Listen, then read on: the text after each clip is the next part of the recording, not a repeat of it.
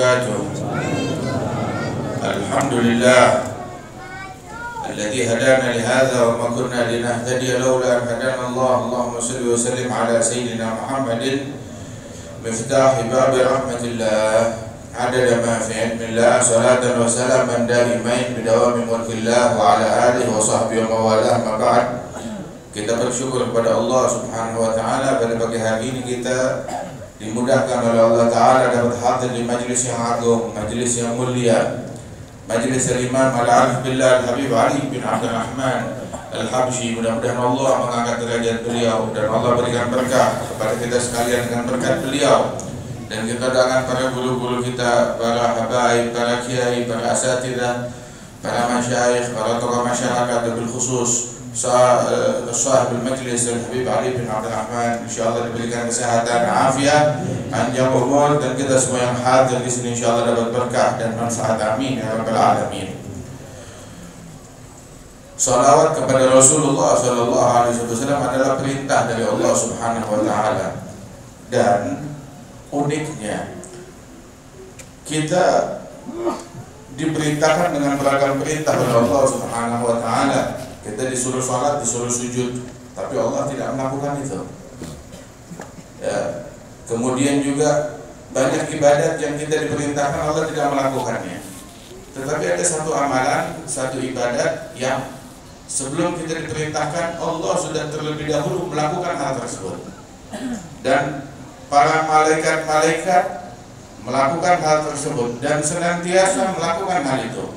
Baru kita diperintahkan untuk melakukan hal itu. Apa itu? Shalawat kepada Nabi Muhammad sallallahu alaihi wasallam. Allah Ta'ala berfirman, Innallaha wa malaikatahu yusholluna ala Nabi. Allah dan malaikat-malaikatnya senantiasa bersalawat kepada Nabi Muhammad. Ya ayyuhalladzina amanu shallu alaihi wa sallimu taslima. Allahumma salli wa sallim wa barik alaihi wa ala alihi. Diperintahkan wahai orang-orang yang beriman, bersalawatlah kalian kepada Nabi besar Muhammad sallallahu alaihi wasallam.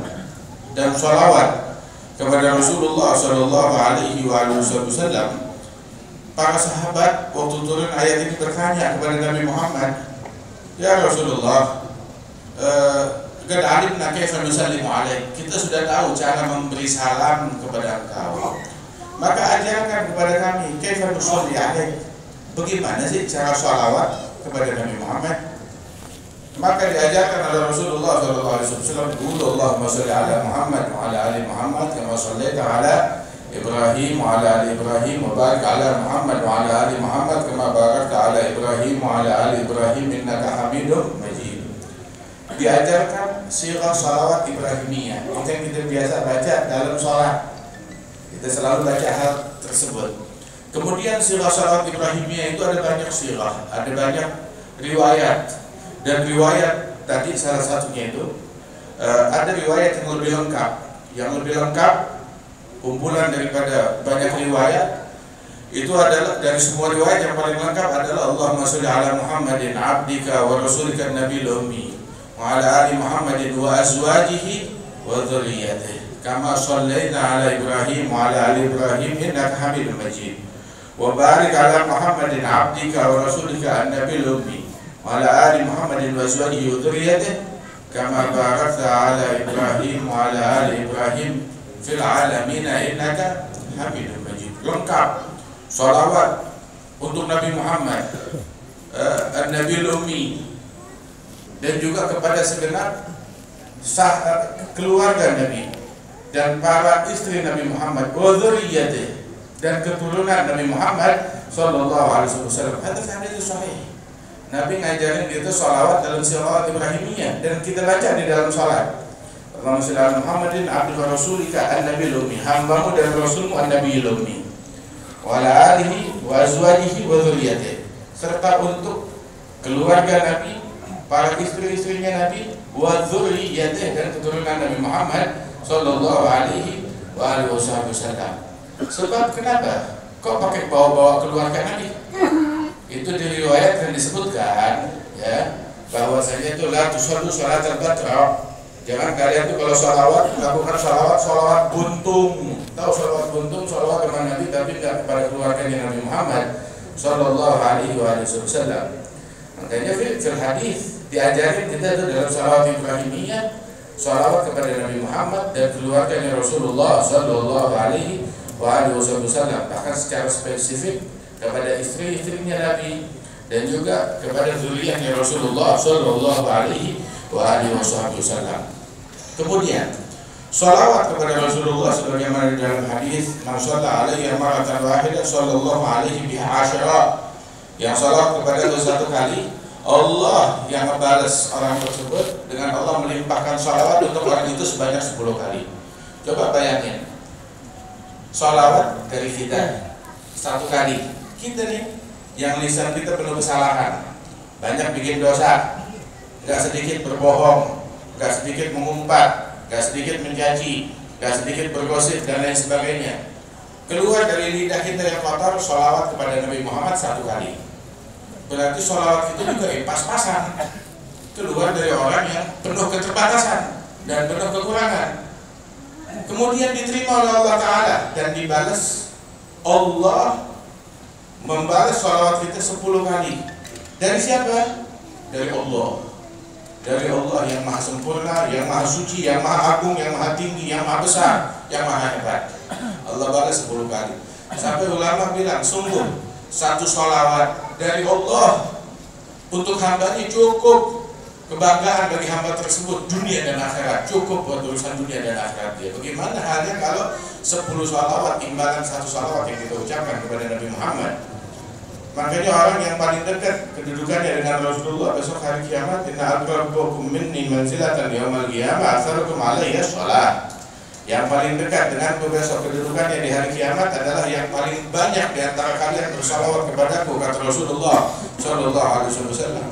Yang mau dekat dengan Rasulullah, salawat kepada Rasulullah sallallahu alaihi wasallam, banyakin salawat kepada Nabi.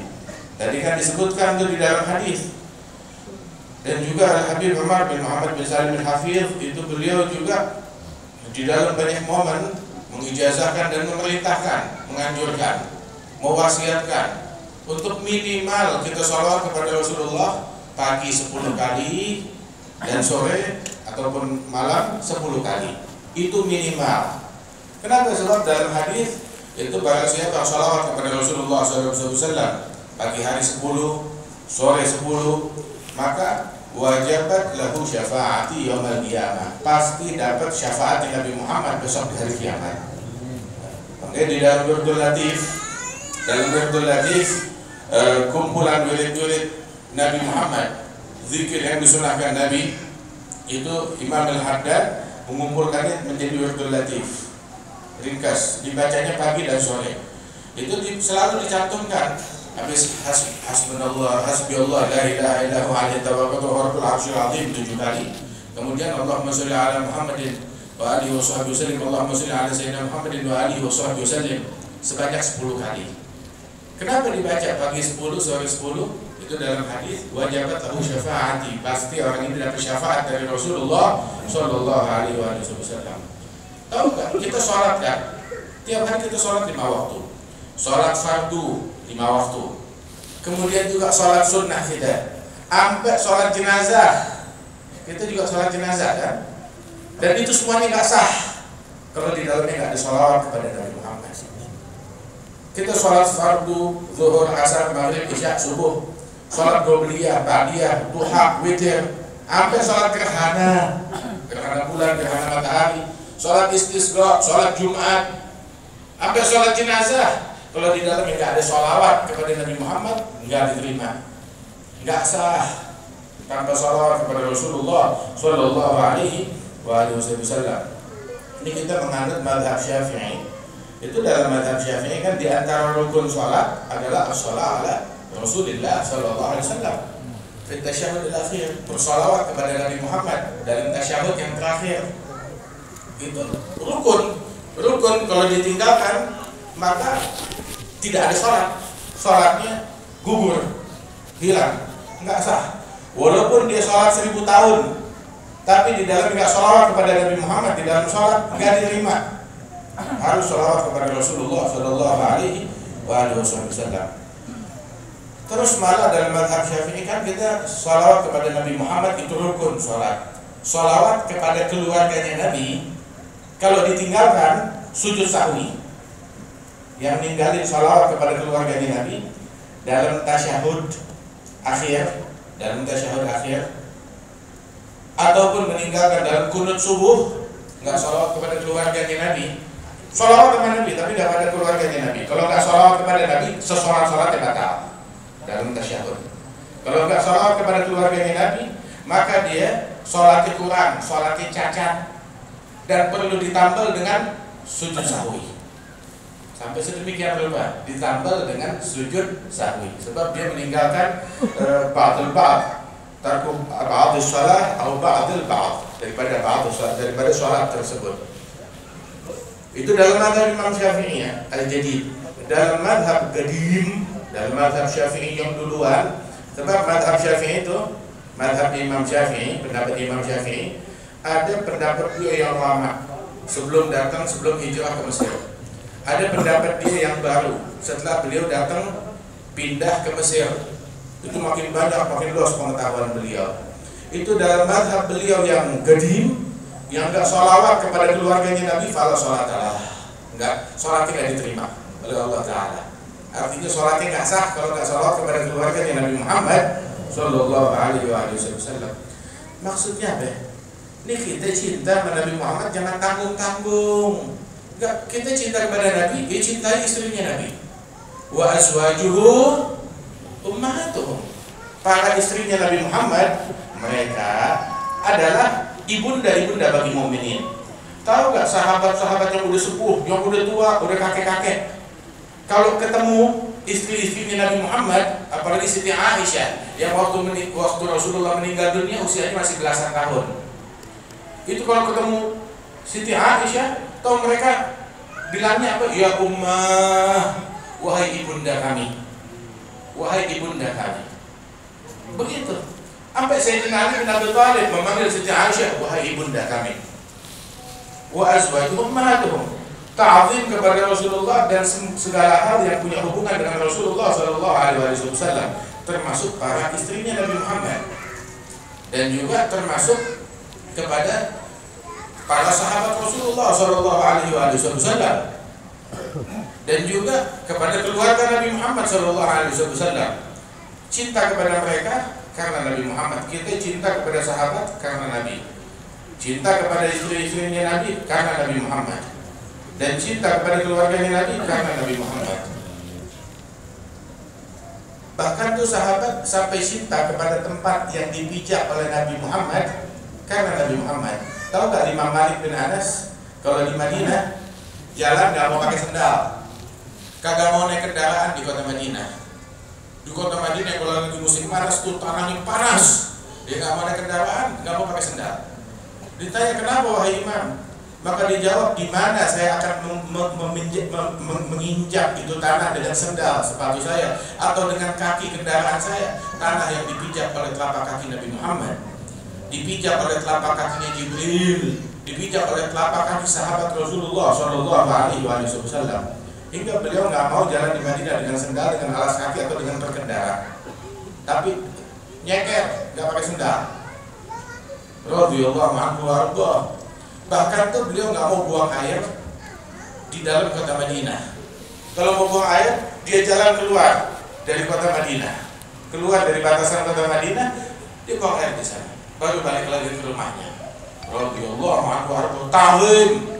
Orang ilmu kalau nggak punya ta'zim, nggak punya ilmu. Ilmu itu mewariskan ta'zim, mewariskan cinta. Iman tanpa cinta tidak ada iman. Iman tanpa cinta nggak kebayang tuh iman tanpa cinta. Kalau iman harus ada cinta. Kalau nggak ada cinta kepada Nabi Muhammad, maka tidak ada iman. Tidak ada iman. Dan orang cinta kepada Rasulullah Sallallahu Alaihi Wasallam nggak bisa bilang, ya Rasulullah, saya cinta sama tangan kananmu, tapi tangan kirimu saya benci. Potong aja. Ya Rasulullah, saya cinta sama wajahmu, tapi saya benci sama kakimu. Potong kakinya. Nggak bisa. Cinta sama semua hal yang berkaitan dengan Nabi Muhammad Sallallahu Alaihi Wasallam, mau itu negerinya, mau itu sahabatnya, mau itu keluarganya, mau itu istri, mau itu umatnya Nabi Muhammad Sallallahu Alaihi Wasallam.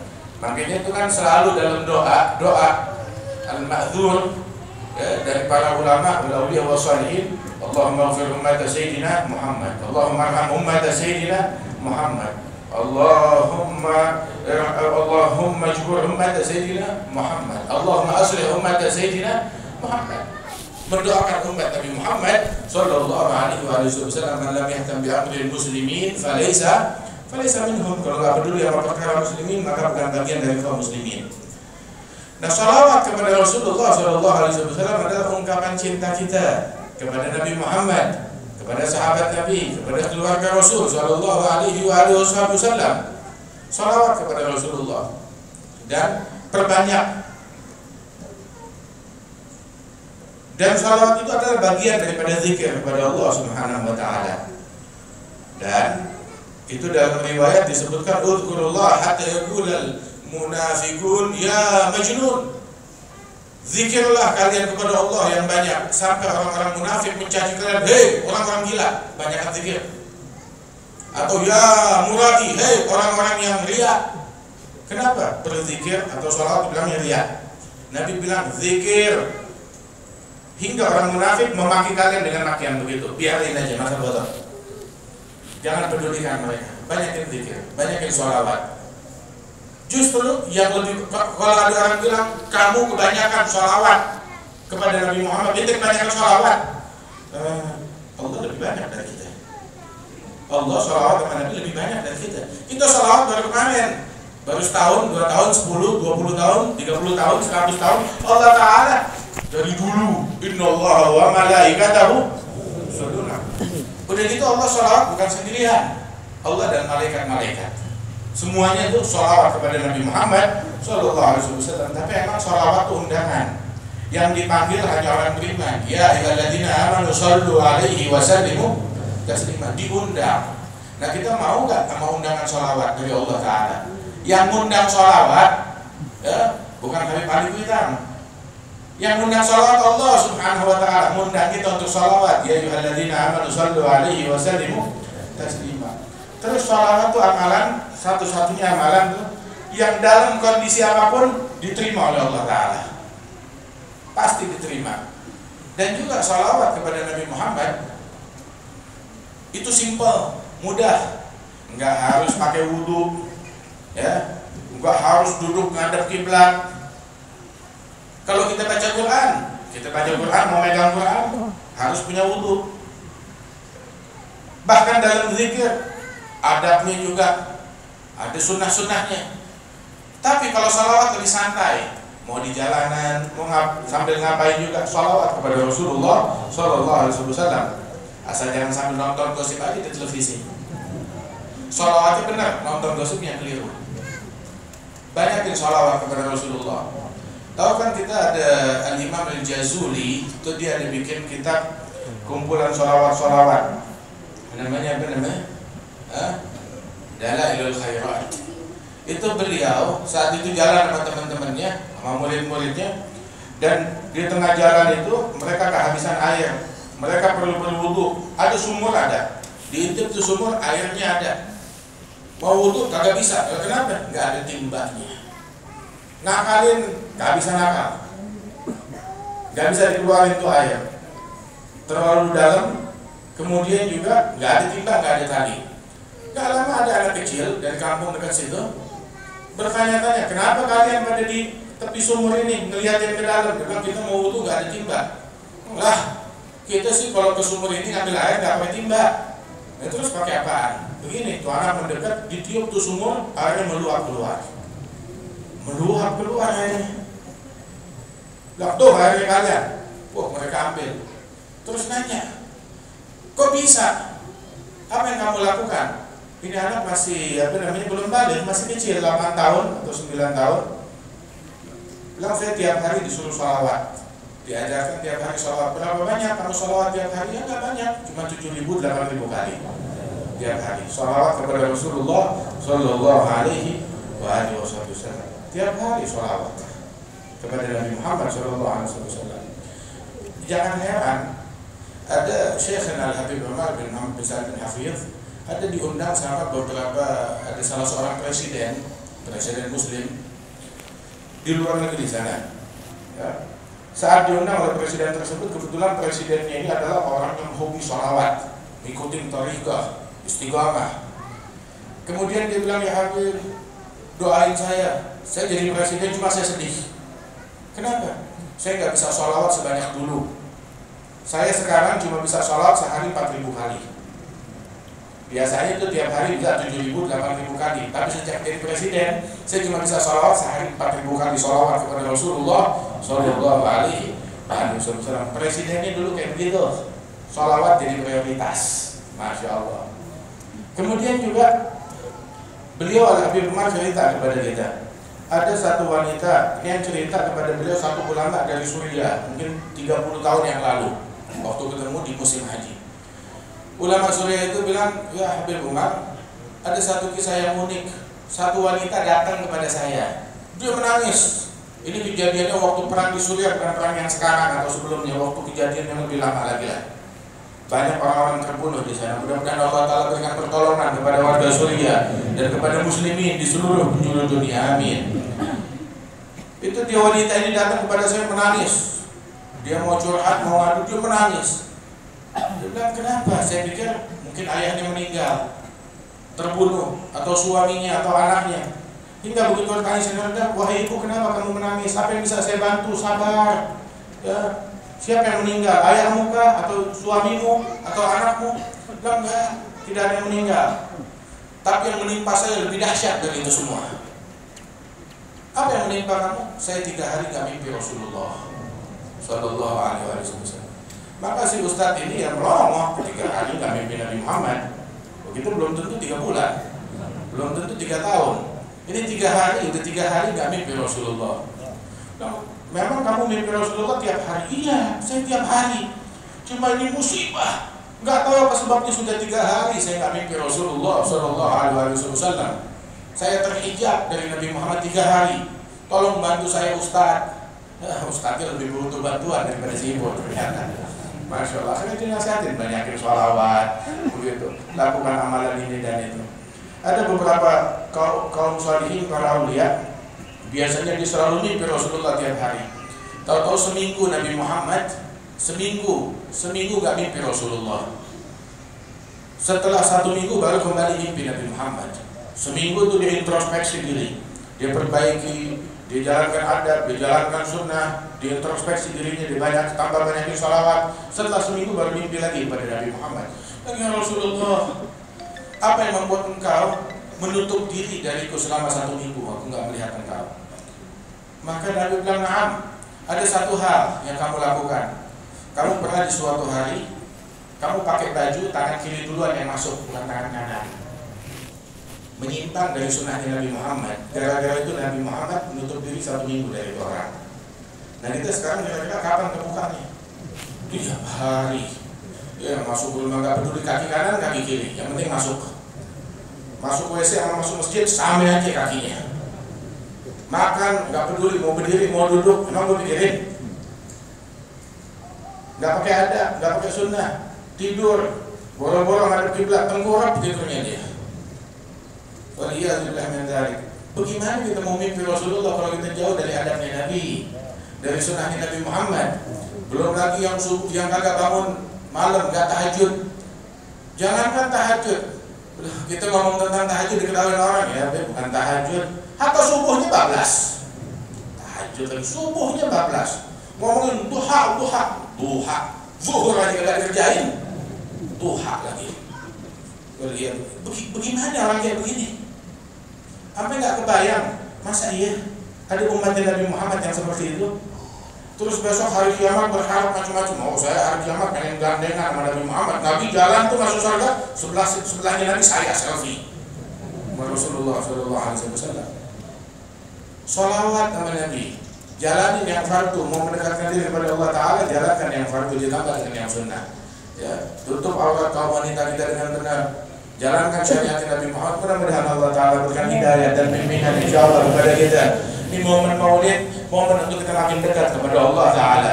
makin dekat kepada Rasulullah Shallallahu Alaihi Wasallam dalam maulid-maulid yang kita hadiri di Kuitang, di Bogor, di Empang, di mana tempat di luar Batang. Ini momen yang untuk memperbaharui hubungan kita dengan Nabi Muhammad.